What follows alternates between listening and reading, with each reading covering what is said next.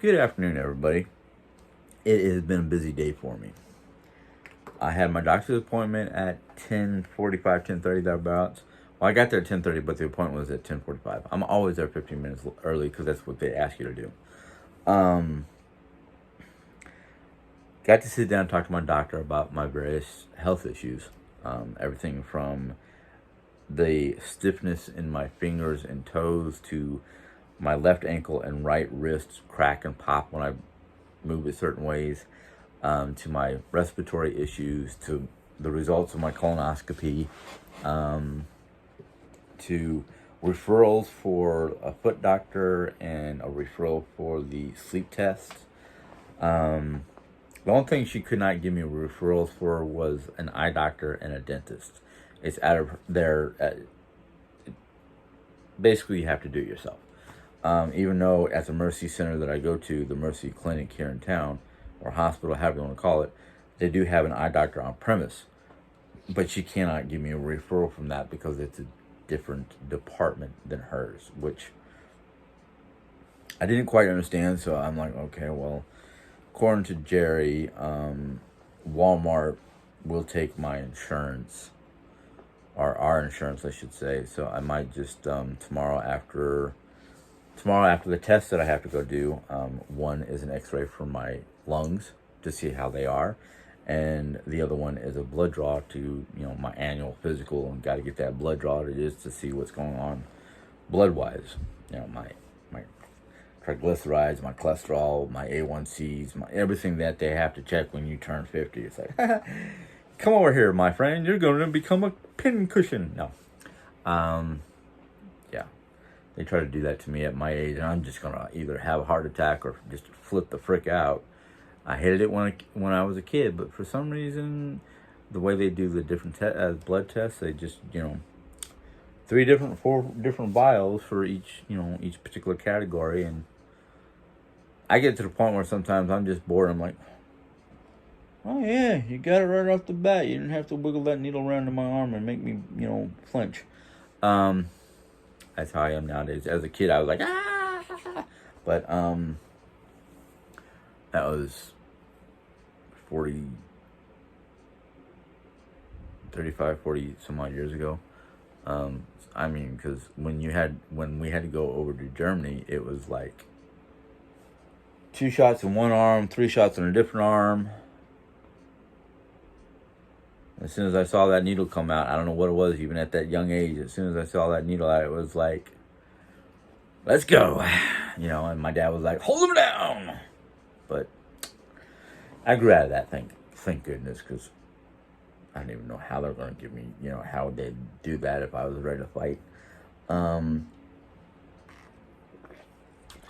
It's the same way I was in the dentist's office. They wanted to, give me that Novocaine instead of the gas, and it was like,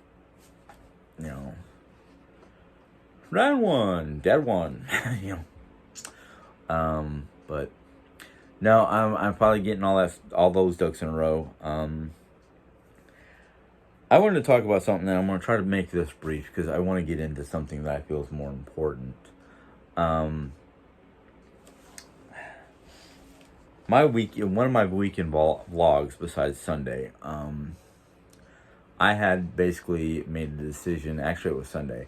I had made a decision after talking to Jerry and thinking a lot of different things over, because I know Jerry is like uber sensitive to certain things, and I'm kind of sensitive to things too.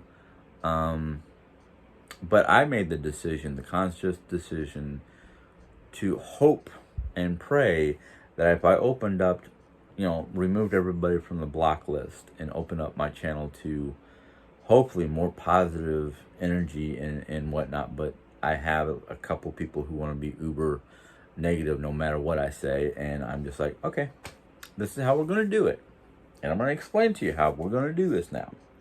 Since I've already got 2 people, I'm about ready to add a 3rd person onto a list I made.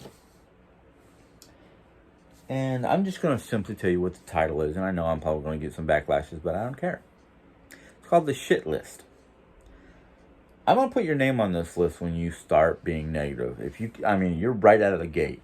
first day out of the gate, first day to have the freedom to ask me questions and try to be as positive and constructive as possible, you're being belligerent and negative and accusatory.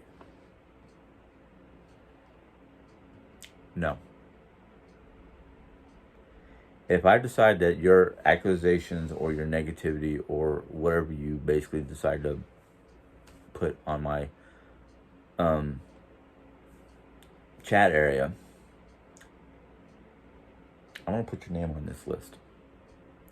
And then you'll have 3 strikes, just like baseball.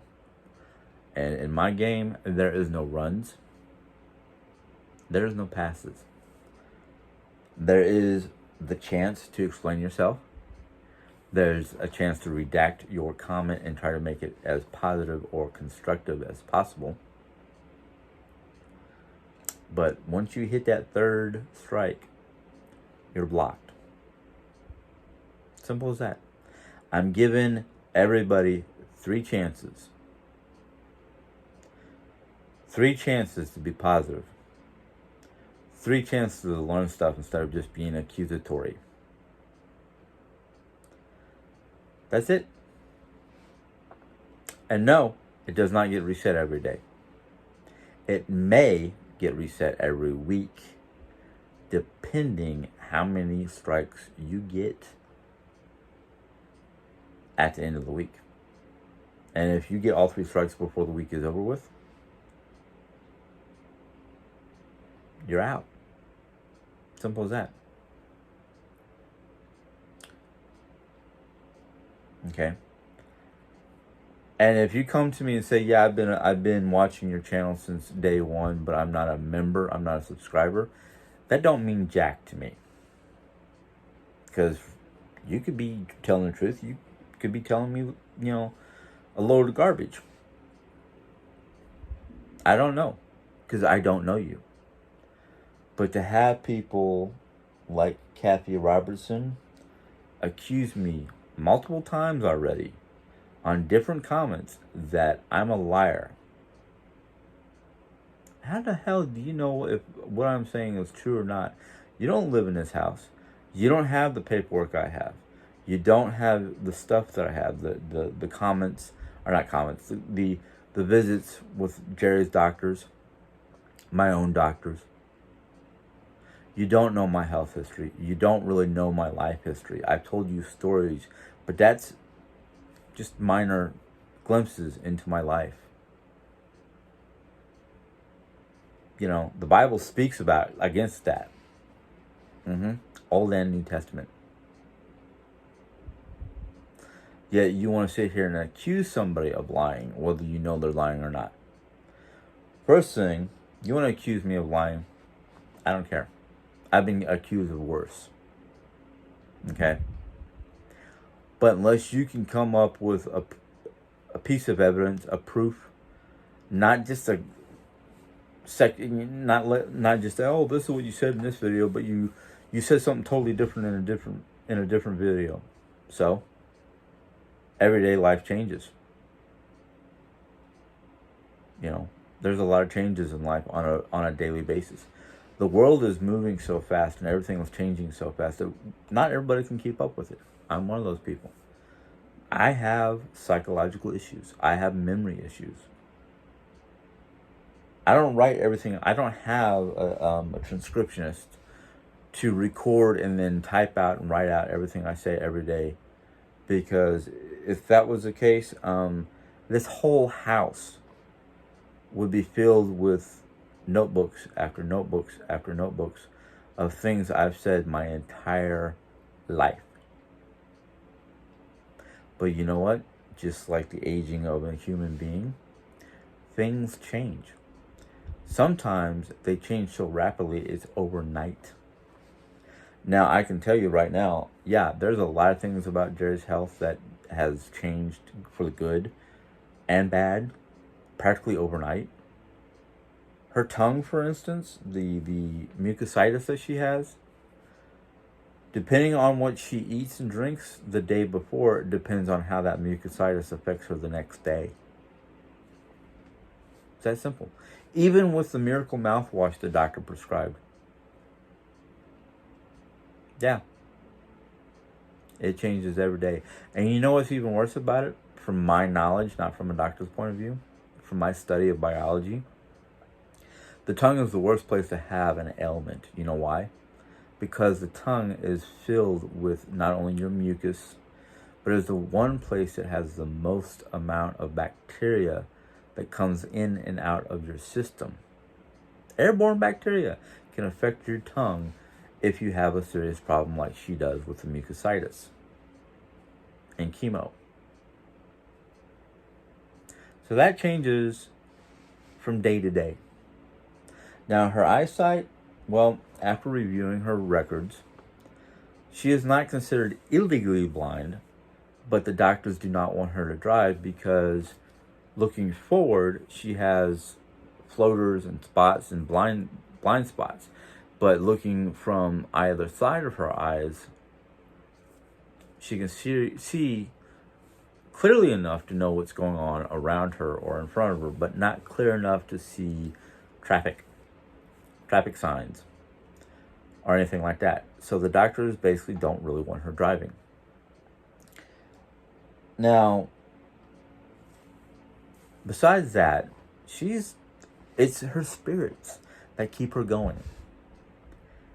And that's the same thing that's been keeping me going and helping me turn for the positive nature. Is because of the fact that I'm becoming more in tune with myself and trying my best to keep out the negativity. But you want to come on here and spew negativity. And no, sorry, I'm not taking somebody else's sewage. I'm not dealing with somebody else's garbage.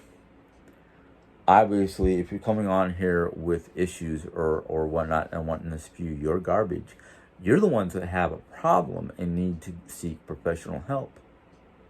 Not just me. So you want to come on here and start being negative right out the gate, I'm going to say you got a problem. Whether it's a personal issue with me and my wife because of your own personal issues, or you just don't like seeing people trying to be happy when you've seen them looking miserable and depressed and negative from the past. The past is the past. Tomorrow is tomorrow. It will bring its own problems. Yesterday is yesterday. It's done and over with. Today is today. We're dealing with one day at a time. So if you have problems from a video or something that happened, I'm going to say 9 months ago, 6 months ago, 3 months ago, 4 months ago, 2 months ago, a month ago, that's not my problem anymore. Because I'm not dwelling on it. And I'm not going to let somebody dredge it up just for their fun and games and trying to keep people down because they're down. No. Ain't happening. Ain't happening. The one person that I really wanted to open up these gates for to comment and communicate with me was Diane. Why? Because I've watched Diane's videos. And her videos are very positive. And yes, it states on her intro or under her website that she set this up for her granddaughter. That's great. That's great. And I've said it a couple times. I wish she would focus more on her granddaughter and not me and Jerry.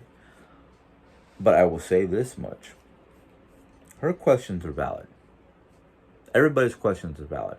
The thing is, if you're not going to listen to the person who has the issue that you're talking about, then maybe you shouldn't be talking about them at all. Because I want to talk about it. I want to speak with Diane so she can see the picture that I deal with on a daily basis. But there are so many of you who want to be like, oh, he's lying. No matter what comes out of my mouth, oh, he's lying.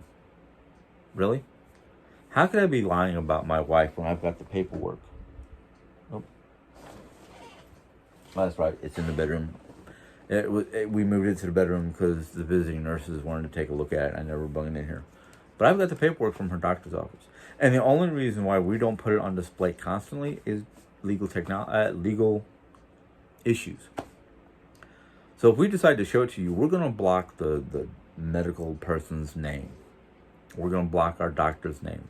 We're going to make sure you just see the file and not the information of the doctor. Like, if I could, and I'm pretty sure I could if I wanted to, my printer has the ability to photocopy. So if I wanted to, I could go and make a photocopy of the paperwork and then scratch out the medical person's, the doctor's name, the location, or basically information that you really don't need to have. So if we show you just the diagnosis or the prognosis or any of the information from the documentation, and don't show any of the like information that can get us trouble on a legal level, take it and believe it, because we don't have the time nor the equipment nor anything that you guys think we purchased or view or whatnot to create false documentations or false medical rooms or any of that stuff. Okay, we were told that, okay, you can do your YouTube, but please do not show the face or name tag of the people coming to your home to help you. That's why you've never seen the visiting nurse or anything like that. You barely got to see at one point in time the I don't know what to call them because I don't know what their official name is, but the lady that comes in to help Jerry Ann get into the bathroom so she can get a bath. You've seen like glimpses of her. That's it. Because that's all we're allowed to do. We can't show their faces. We can't show their name tags. It's a no-no. But y'all want to sit there and go, oh yeah, they hired those people. They faked it all. They created a fake, medical background. Or what do you think we're gonna? You know how much money that costs? I mean, Hollywood makes all that stuff, and it costs them thousands, if not millions of dollars. We ain't got that kind of money to do that. And why do Jerry and I have to lie? Why do we have to fake things? Jerry doesn't wear makeup unless she's going out for special occasions. Y'all get all uppity about the fact that she is not wearing makeup, but a lot of the other YouTubers who do DIYs put on makeup for you. That's a facade. We don't do facades. If I wanted to sit here and make you like me, or make it where you don't complain about me about some of the things that you see, I would actually be wearing the dentures that are very uncomfortable just to please you. Why do I have to please you? I'm the one doing the videos. It's your choice to view them. Nobody forces you to view these videos. You choose to view them out of who knows what reason. But if your choice is to nitpick and belliger or make accusations or any of that, no. That can go that way, out the door, and don't let the door hit you where the good Lord split you. Because I'm not forcing anybody to do anything. That little heart thing with the dollar sign that everybody was bitching about earlier, or last video, I did not put it up there. I did not put it up there. I don't want it there. I'm going to have to research how to remove it because I don't care. I don't want it there. If people are going to, do anything to help me out, for money-wise, you watching the video, that's my revenue. That's how I end up getting money from YouTube, because you watched my video. I never asked for anything. Tapestry behind me, tapestry over there, the two tapestries that are on my counter over there. There's only 2 of my ordered.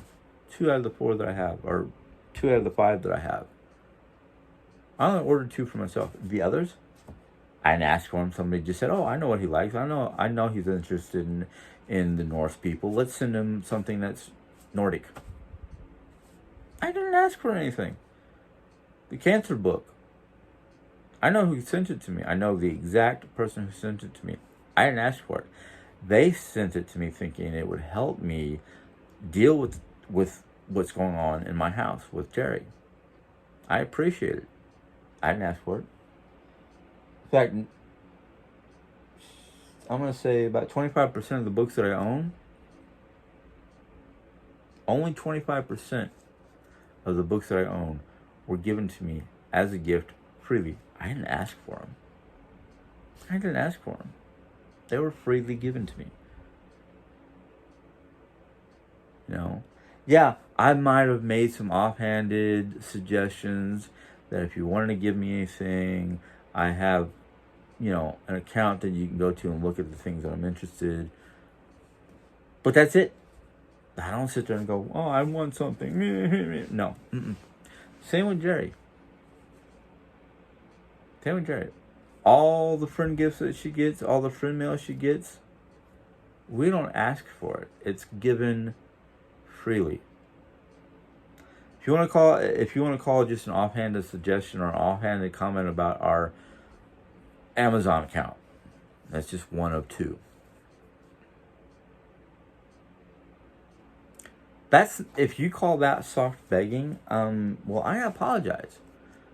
Because until somebody said something to me on here about soft begging, I didn't know what that was. I did not know what that was. And now that I know about it, I'm just kind of like, really? So an offhanded comment about my Amazon account and, my personal list on there. That's soft begging? Okay. It's a new term to me. There's a lot of new terms out there that I don't know about because I'm too old for old school, yet I'm too new for new school. That's how I put it. My generation was born in that gap when modern day technology was just barely being offered to the average citizen. I don't know how old some of the old game consoles are, but my first game console wasn't until late 84, early 85.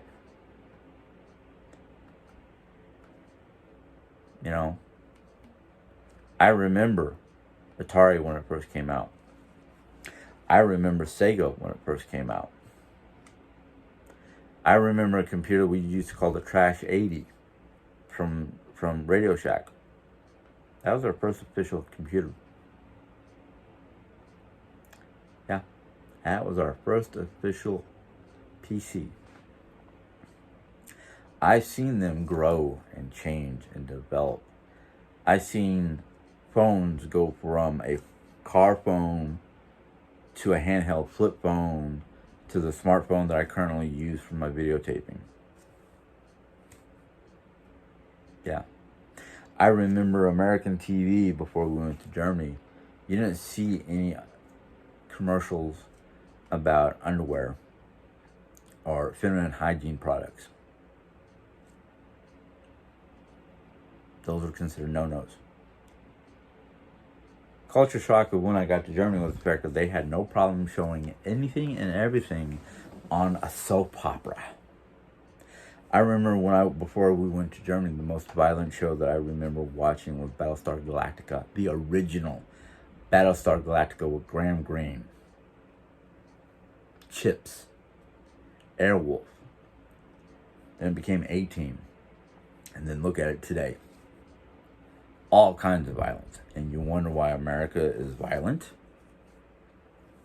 Maybe it has something to do with, Hollywood's influence. So the culture shock when I got back to the States was more violence. Showing women's undergarments. Talking about feminine hygiene products. I remember before we went to Germany, darn was considered a cuss word on TV. But nowadays you can hear it all. Damn, fuck, shit, blah, blah, blah. It's a wonder, most Americans are very negative people. Look at the TV shows we have to choose from.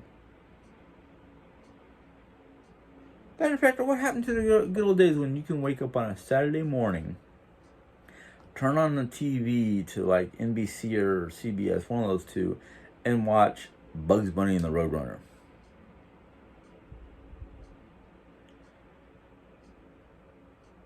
late 80s when we got back to America, it was G.I. Joe, Transformers, Robotech,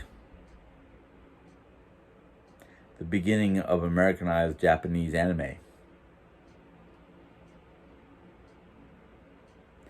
Now there's no more Saturday morning cartoons unless you have unless you have a particular brand of cable TV or cable TV company or whatever to see the Cartoon Network with like Hanna-Barbera, Looney Tunes, the Bugs Bunny Roadrunner show.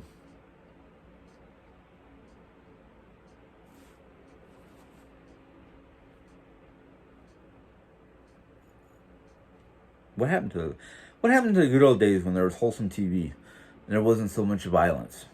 And you can actually have programs that the whole family can sit down and watch without having to hear curse words or seeing somebody's underwear,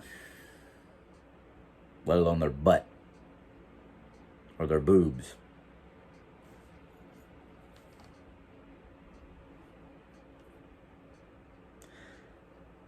I remember the biggest thing that I had to worry about as a kid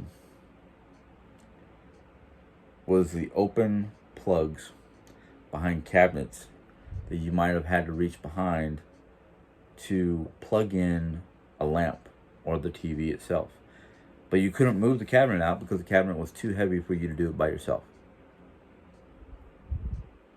I got shocked a couple times trying to reach behind a cabinet or something like that to plug in an electrical outlet, and my skin getting too close to the actual plug itself. And it wasn't fun. I nearly, was knocked unconscious once. Not fun. But you know what? I'm an 80s kid. It's one of the things you need to do to just, learn shit. Excuse my language. Well, it is what it is. The thing is I'm done taking people's garbage. But I am the kind of soul that is not going to get so riled up by it that I'm going to throw it back at them. I'm just either going to write them down on a piece of paper, give them 3 chances. Once that third chance hits, and they don't want to apologize or redact their own comment and try to make it constructive and a little bit more positive instead of hostile and attacking me or my wife, like I said, 3 chances and bye-bye. Literally. When I get tired of the negativity, that person who's making that negative comment, I'm gonna have one comment to them, and then their comments and whatnot are going to be put into the do not want, or however you want to put the blocked person. I put y'all on a timeout. I let y'all back out of that timeout, and here you are, just right out of the gate, being negative. I'm sorry, I'm not dealing with that no more. I'm not dealing with that no more. But anyhow, let's get into the juice of what I wanted to talk about today. It's kind of long, but we're just going to get into the short part. Last time we were talking about the jewelry and the different types of jewelry that men and women wore. And both men and women used a brooch or a pin of sorts to hold their cloak or shawl around their shoulders. Or some men would wear a cloak, but it would go underneath their arm, it would wrap over their shoulder and underneath their arm, and they would use that brooch to pin it in place and keep it together on their chest or by their shoulder. One of the things that we know from not only archaeological grave sites and dig sites is the Norsemen, both men and women, loved their bling. They wore all kinds of necklaces, rings, brooches, and of that sort. And as beings, yes, this is kind of short, so I'm going to do this one real quick and we'll call it a day. And this is the drinking customs. Before I start reading this, I'm going to say yes. Every culture had a drinking custom of one form or another. Not all of them drank mead or ale or not really beer, but they called it ale and they called it something else. I can't remember what. Um, excuse me. The first one is raise a glass. The Norse often drank. The Norse often drank beer and mead from drinking horns, polished cow's horns that might be decorated with engraved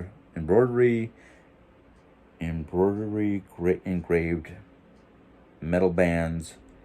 Unlike a tankard or a goblet, a horn cannot be set down until it's empty, which means passing it around or drowning the drink in one go. As Odin suggested in the Havanal, keep not the mead cup, but drink thy measure. Either way, it's a bonding opportunity. So, yes, the Norsemen drank, not really constantly, but their drinks of the time was either water, diluted goat's milk, or beer, ale, or mead. Now, the drinking horn only came out for celebrations because the purpose is not only for the camaraderie and the bonding opportunities, but to sometimes challenge each other to see how much they can drink from the horn before they either fell down drunk or just could not drink no more. They knew their limits. And that was the thing from the Havanah, is to know your measure, to be able to drink your measure and not beyond. Because Odin also said in the Havanah not to become drunk to the point of passing out or being stupid. Because back then, they never knew when they could have gotten attacked from another tribe, or England if they were in England, or whomever. It was times of basically kill or be killed, especially when you were on foreign territory, or some of the other tribes around where you lived were not part of the, or not under the Norse king or kings. Here we go again. Everything in moderation. The sagas are full of wild, drunken parties. For more on the sagas, see Epic Poetry, page 77, which we're not up to yet. But even the Vikings knew the rage of the hangover gods. I don't know those. Not because of the fact that I've never experienced a full-blown hangover, but I just don't know about those gods. Although theirs weren't made of porcelain, the poem Havanal has a lot to say about drinking. Exactly. Something I said before. Most of it contrary, probably good advice, since it's hard to imagine that Viking bar fights ended well. Yeah. Modern Vikings, which I know there's no real modern Vikings.